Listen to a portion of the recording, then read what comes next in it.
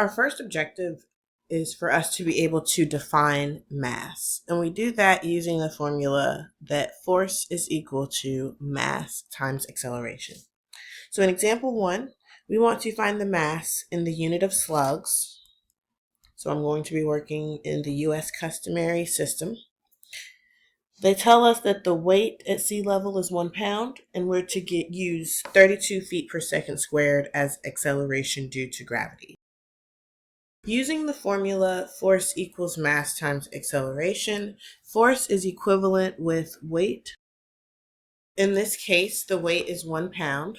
We are looking for the mass, and we are using 32 feet per second squared as acceleration due to gravity.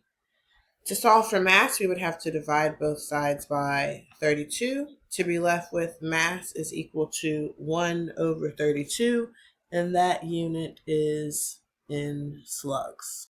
Our next objective is to find the center of mass in a one-dimensional system. And this concept is explained really well by a seesaw. So with a seesaw, we have this point in the middle. And in this example, there's a child that weighs 20 kilograms and another child that weighs 30 kilograms. And they're both sitting 2 meters on either side of the center of the seesaw. So just looking at that picture, the child that weighs 30 kilograms weighs more, and so the seesaw is going to rotate counterclockwise and push the heavier child down. And that is because the moment that is produced by the child on the left, which is equal to their mass times x, where x is the distance that they are from the center. So the child on the left had a mass of 20 kilograms and was 2 meters from the center, and so their moment is 40. That is less than the moment on the right, where the child weighs 30 kilograms and is still 2 meters away from the center. So they have a moment of 60. So the seesaw is going to push this child down because they have a heavier moment. If the moments were equal, then the seesaw would be in balance. The moments can become equal in one of two ways: if the heavier child moves closer to the middle, or if the child that is lighter scoots back, increases their distance. For example, let's consider what happens if the larger child moved to a position that was 4/3 meter away from the fulcrum. That would mean that the right moment would become 30 kilograms that they weigh multiplied by the 4/3 meters that they are away from the center, which leaves us with 40, which is the same thing as the left moment. So if this child were to scoot forward 4/3 meter, then the seesaw would be in balance.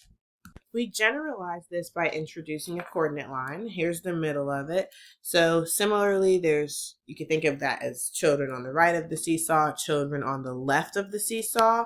One thing we do when we generalize this is here, instead of just saying, oh, this is 2 meters to the right and this is 2 meters to the left, because we now have a coordinate system in place, we will just say that these are positive x values, thinking about how far they are away from the center of the fulcrum, from the fulcrum or the center of the seesaw. And on this side, these are negative x values. So instead of checking just the moment on the right and the moment on the left to see if they're equal, what we're going to do is we're going to add all of these moments and see if they all add up to 0. Because if they all add up to 0, that means that the positive moments canceled out the negative moments and that the fulcrum was balanced. So we calculate the moment about the origin, right, by taking all of these products of masses and x distances and adding them together. If that equals 0, then the system is in equilibrium. If that does not equal 0, it means that the system is not in equilibrium and it's either going to be leaning that way or it'll be leaning this way. We could put the system into equilibrium if we know where the center of mass is. The center of mass is the point where you want to move the middle of the seesaw, the fulcrum, in order to balance the seesaw out. And here we have the formula to calculate the center of mass. We take the moment of the origin, the number we calculated originally that we said was not 0 if the system is not in balance, and we divide it by the total mass of the system. So this sum right here, little m, is the total mass of the system. So now let's look at an example where we find the center of mass of a linear system. So here we have a linear system. We have a combination of x values along this coordinate line and masses that we can see in those red circles. We want to calculate. First, I'm just going to take a second. I'm only looking for the center of mass, but first I want to take a second and find the moment of the origin. So the moment of the origin is capital M naught, that's that sub O, and I want to take all of these masses, like this first mass of 10, and multiply it by its x position of -5. And then I'll add that to the mass of 15, that's at the position of 0. Add that to the mass of 5, that's at the position of 4, that's coming from here.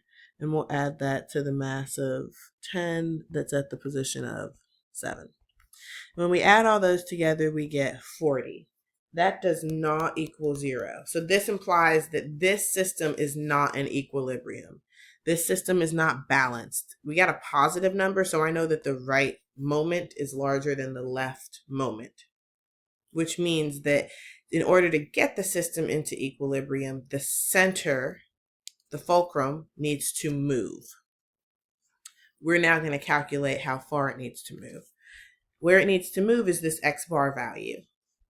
In order to calculate that, I'm also going to need m, little m, which is the total mass of the system. So I'm just going to add up all of the masses, all of the values in the red circles, 10, 15, 5, and 10, to give me a total mass of 40.